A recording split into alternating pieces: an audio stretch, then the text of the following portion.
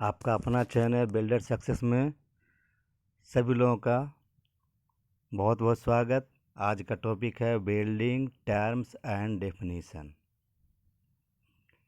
इस वीडियो में आप देखेंगे बिल्डिंग संबंधित ऐसे शब्द जो आप लोग को कभी कभी समझ में नहीं आता है या नया लगता है, क्योंकि ये बहुत सारे ऐसे शब्द हैं जो आप लोगों ने कभी सुना नहीं था।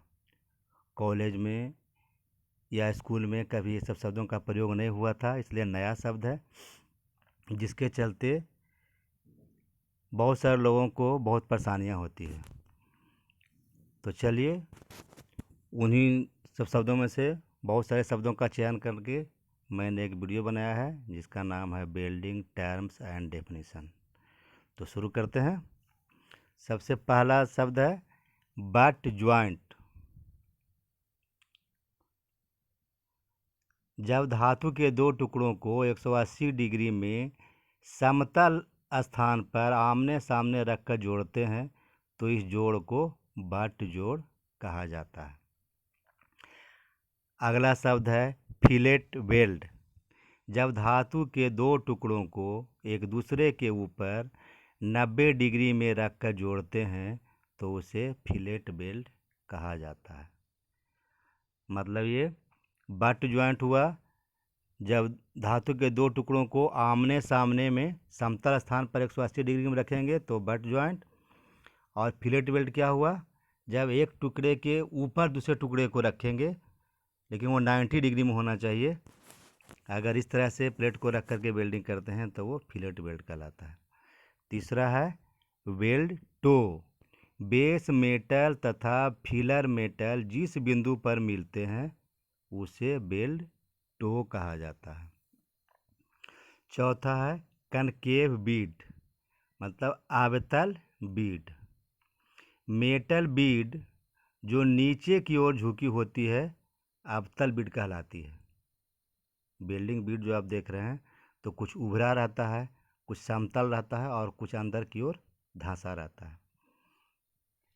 तो जो बीड गहराई लिए हुए रहेगा, बीच की ओर धंसा हुआ टाइप का रहेगा, उसे हम लोग अवतल बीड कहेंगे। पांचवा है कन्वेक्स बीड। मेटल बीड जो ऊपर की ओर उभरी होती है उत्तल बीड कहलाती है। उसका उल्टा हुआ अवतल का उल्टा, ये हुआ उत्तल बीड। छठा है गैस वेल्डिंग टार्च। ऐसा उपकरण जिसके द्वारा गैसों को मिलाना, प्रवाह को नियंत्रित करना तथा ज्वाला बनाने का काम किया जाता है। गैस वेल्डिंग टॉर्च, जिसका दूसरा नाम होता है ब्लो पाइप, उसका हिंदी में उसे फूंकनी भी कहा जाता है। वैसा उपकरण है जिसमें दो गैसों को उसी के अंदर मिलाया जाता है टॉर्च में, और उस प्रवाह को नियंत्रित करता है, कितना प्रेशर में आगे गैस जाएगा, और उसी के द्वारा ज्वाला भी बनाया जाता है। सातवां है गैस कटिंग टॉर्च। एक ऐसा उपकरण जिसमें मिश्रण को फैलाना, बहाव को नियंत्रण और गैसों से ज्वाला का प्रज्वलन होता है। ये गैस वेल्डिंग टॉर्च के समान ही होता है, उससे लंबाई में थोड़ा सा बड़ा होता है, वजन गैस वेल्डिंग टॉर्च से इसका ज़्यादा होता है, और इसका नोजल 90 डिग्री पर होता है और गैस वेल्डिंग टॉर्च का नोजल 120 डिग्री पर होता है। इसमें भी वही काम होता है, गैस मिश्रण को फैलाना, गैस के बहाव को नियंत्रण करना और गैसों से ज्वाला तैयार करना। आठवां है गैस रबर होज पाइप। यह एक प्रकार की रबर होज पाइप है जो गैस रेगुलेटर से गैसों को लाती है और गैस वेल्डिंग या कटिंग टॉर्च में पहुंचाती है। नौवां है फ्लैश बैक अरेस्टर। यह एक सुरक्षा का साधन है जिसके द्वारा गैस वेल्डिंग करते समय उत्पन्न होने वाले फ्लैशबैक को रोका जा सकता है। 10वां एस्बेस्टस।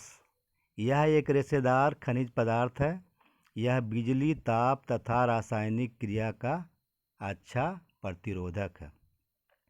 11 एलॉय यह दो अथवा दो से अधिक धातुओं का बनाया गया मिश्रण है, जिसे हम लोग एलॉय कहते हैं। 12 ऑटोमेटिक वेल्डिंग, वेल्डिंग की वह क्रिया जो संपूर्ण रूप से मशीनों की सहायता से पूरी की जाती है, ऑटोमेटिक वेल्डिंग कहलाती है। 13 एक्सिस ऑफ वेल्ड, जोड़ की जड़ से निकल रही जोड़ के समानांतर रेखा को एक्सिस ऑफ वेल्ड कहा जाता है। बैकअप प्लेट, जोड़ के नीचे वेल्ड मेटल को टेक देने के लिए रखी गई प्लेट। बैकअप प्लेट होता है जहाँ वेल्डिंग करते हैं तो ज्वाइंट के नीचे एक प्लेट रखा जाता है, उसे बैकअप प्लेट कहा जाता है।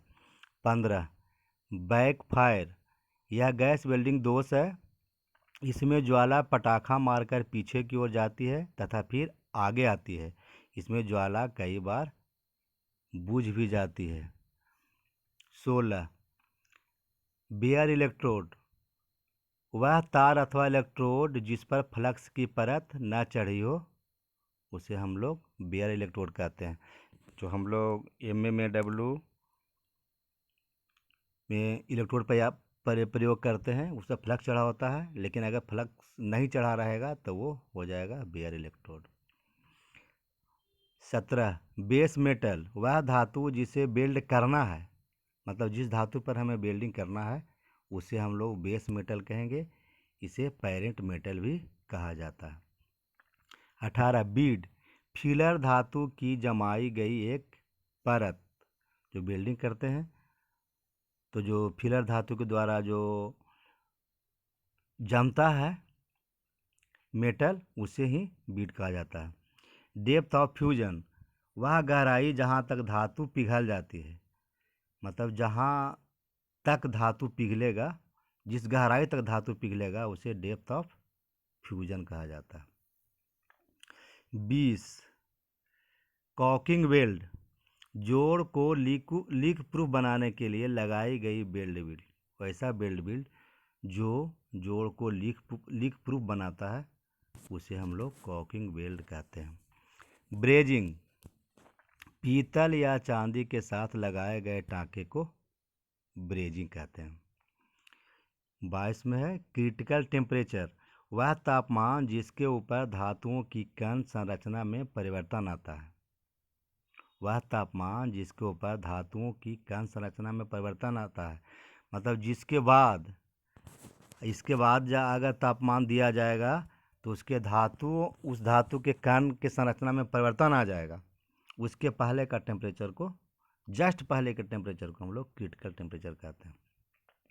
23 डिपोजिटेड मेटल, वेल्डिंग के साथ जोड़ में भरी गई धातु, मतलब वेल्डिंग के समय जो हम लोग धातु जोड़ में भरते हैं खाली स्थान में, उसी को कहा जाता है deposited metal.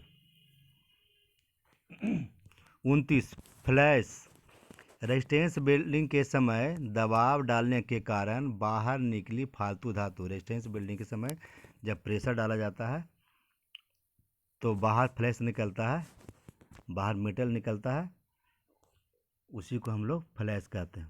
25 face of weld, weld का बाहरी दिखाई देने वाला तल। जो हम लोग वेल्डिंग करते हैं तो बाहर से जो दिखाई देने वाला सतह होता है उसे ही हम लोग फेस ऑफ वेल्ड कहते हैं। 26 इलेक्ट्रोड होल्डर, यह इलेक्ट्रोड को पकड़ने के लिए प्रयोग किया जाने वाला विशेष प्रकार का क्लैंप है। एक क्लैंप जैसा होता है, इसका नाम होता है इलेक्ट्रोड होल्डर। इसमें हम लोग इलेक्ट्रोड को पकड़ते हैं। ये इलेक्ट्रोड होल्डर विद्युत का भी वहाँ से केबल से वेल्डिंग केबल से विद्युत का सप्लाई इलेक्ट्रोड को भी आगे की ओर बढ़ाता है। कर्व, कट की चौड़ाई को कर्व कहते हैं। गैस कटिंग में जो कट लगाते हैं उसके चौड़ाई को कर्व कहा जाता है। हार्ड फेसिंग, वेल्डिंग क्रिया द्वारा वस्तुओं के ऊपरी तलों को कठोर करना। वेल्डिंग क्रिया द्वारा किसी भी धातु का कोई भी चीज़ बना हुआ कोई वस्तु है, उसके ऊपरी तल को कठोर करते हैं, जिसे हम लोग हार्ड फेसिंग कहते हैं। क्रेटर, आर्क की शक्ति के कारण बना धातु में गहरा स्थान। यह जोड़ पूरा होने पर अंत में दिखाई देता है। हम लोग जब वेल्डिंग शुरू करते हैं तो सबसे लास्ट में जहाँ पर हम लोग इलेक्ट्रोड को बुझाते हैं, ऊपर उठा लेते हैं, वहीं पर ये क्रेटर एक गड्ढा के रूप में बनता है। ग्रेन, धातु के महीन कैन। 31 है, ओपन सर्किट वोल्टेज, वह वोल्टेज जो वेल्डिंग आरंभ करने से पूर्व मापी जाती है। मतलब वैसा वोल्टेज जो वेल्डिंग मशीन को स्टार्ट कर दिए और वेल्डिंग अभी नहीं कर रहे हैं, उस स्थिति में अगर वोल्टेज को माप लिया जाएगा तो उसे कहा जाता है ओपन सर्किट वोल्टेज। 32, पिनिंग, धातु को हथौड़े की लगातार चोटों से फैलाने को पिनिंग कहा जाता है। किसी भी धातु को हथौड़े की लगातार चोटों से, आप लोग देखे होंगे गैरेज में, कार के गैरेज में, उसका जब बॉडी पर वेल्डिंग होता है उसके बाद उसको हथौड़ी से बार बार पीट करके उसको समतल किया जाता है, उसे ही पिनिंग कहा जाता है। पुल, पिघली हुई धातु का कुंड, इसे पैडल भी कहा जाता है। रूट, जोड़ की जड़ को रूट कहते हैं। स्लैग, बेल्ट धातु पर जमी फ्लक्स की परत को स्लैग कहा जाता है। 36, स्लैग इंक्लूजन, बेल्ट धातु में रह गए अधातु पदार्थ। जब हम लोग वेल्डिंग करते हैं तो वेल्डिंग करने के बाद जब उसकी सफाई की जाती है तो दिखा जाता है कहीं कहीं धातु के अलावे कुछ अधातु पदार्थ काले काले कलर का छिपा रहता है, उसे ही, या वेल्डिंग के अंदर में भी ये रह जाता है, उसे कहा जाता है स्लैग इंक्लूजन। वीविंग, इलेक्ट्रोड चलाने की विशेष विधि जिससे बीड की चौड़ाई बढ़ाई जा सकती है। अगर हम लोग वेल्डिंग करेंगे तो इलेक्ट्रोड को सीधे अगर बढ़ाते जाएंगे तो बीड बहुत चौड़ाई में कम होगा, लेकिन जब वीविंग करेंगे तो उसे बीड की चौड़ाई बढ़ाया जाता है। तो धन्यवाद।